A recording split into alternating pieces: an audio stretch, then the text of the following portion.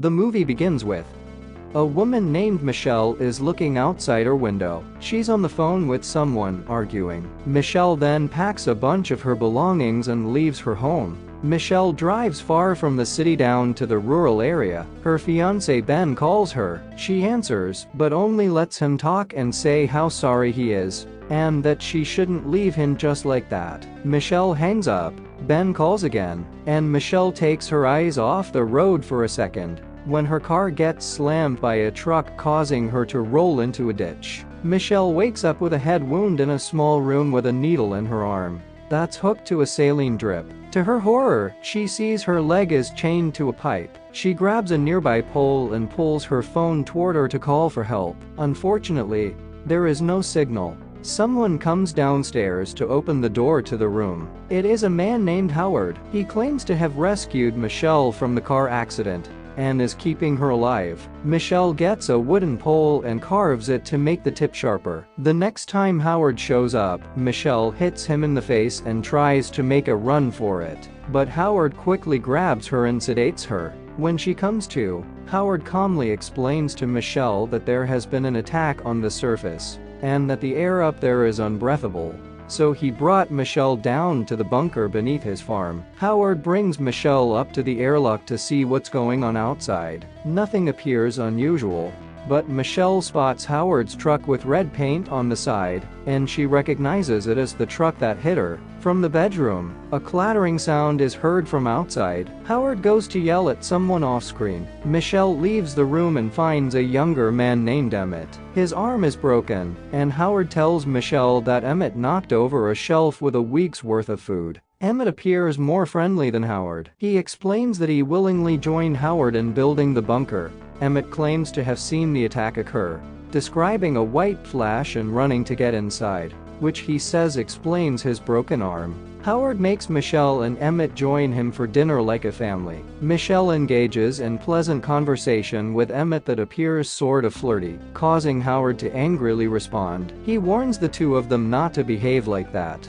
When he's not looking, Michelle grabs his keys. A rumble occurs overhead, distracting everyone, giving Michelle a chance to smash a beer bottle over Howard's head. She runs out toward the airlock and tries to get out. Michelle stands in the airlock between the outside and the inside, as Howard begs her not to go outside. A woman pleads to be let inside, but her skin is deformed from an infection. Howard urges Michelle not to let this woman in. The woman grows agitated and starts banging her head on the glass of the door. Now fearing that Howard may be right, Michelle begins to listen to him. He apologizes for his previous behavior and admits to hitting her car. He then tells Michelle to stitch up the wound on his head from the broken bottle. Eventually, the trio become friendlier with each other and start working together like a real family. Howard lets Michelle borrow clothes belonging to his daughter Megan, whom he lost. He shows Michelle a picture of Megan.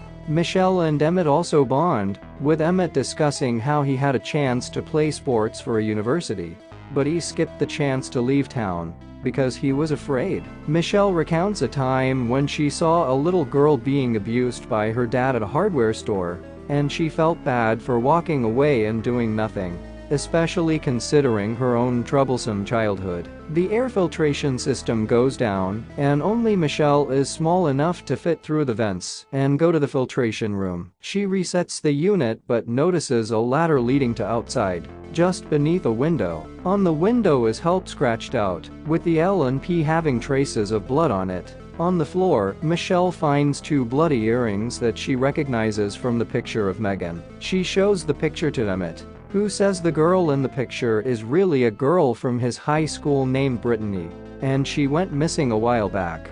The two realize that Howard is a threat, and they need to get out of there. Michelle and Emmett steal Howard's tools and start constructing a makeshift biohazard suit and gas mask. Howard discovers the stolen tools and brings out a vat of perchloric acid to dissolve them. Howard demands to know why they were trying to take his gun. Emmett speaks up and says he did it so that Michelle could respect him the way she respects Howard. Howard forgives Emmett and then shoots him in the head. Michelle finishes the suit and tries to make her escape. Howard catches her, but she pushes the vat of acid toward him, causing him to slip and fall face first onto it. She climbs over and heads toward the exit. The acid eats through an electrical wire and starts a fire. Howard follows Michelle, and she pushes a shelf on top of him. She climbs through the vents to head to the filtration room. Howard stabs through the vents with a knife. He grabs onto Michelle as she makes it to the end, but she slams his hand hard enough for it to rip off. The fire starts spreading through the bunker. Michelle puts the suit and gas mask on and prepares to head on outside. Once again, everything is calm. Michelle looks up and sees birds flying overhead. She takes off the mask and breathes in the fresh air. She goes to Howard's truck and then spots what she thinks is a helicopter in the distance. It's really a massive alien hovercraft. The bunker then explodes, attracting the craft toward that spot. It begins to spread a toxic green gas, so Michelle quickly puts the mask back on. Michelle runs to the barn and finds the body of the infected woman from earlier. Through the cracks, Michelle sees a worm-like creature surrounding the truck. When it's gone, she grabs the car's keys off the woman and runs toward it. The creature chases Michelle, cornering her in the truck. The craft goes near her and picks the truck up, bringing it closer to its mouth. Michelle grabs a magazine, lighter, and wine bottle to make a Molotov cocktail. She lights it and seizes the opportunity to throw it into the creature's mouth. It drops the truck and then explodes. Michelle drives away for good. She hits Howard's mailbox, which has the address 10 Cloverfield Lane on it. Michelle turns on the radio and hears that anybody seeking refuge from the attacks may head to Baton Rouge, but anybody with combat or medical expertise is needed in Houston. Michelle reaches the sign that directs people straight to Baton Rouge or left to Houston. Michelle makes the choice to go left. As she drives there, a thunderclap shows a bigger alien hovercraft hiding in the clouds.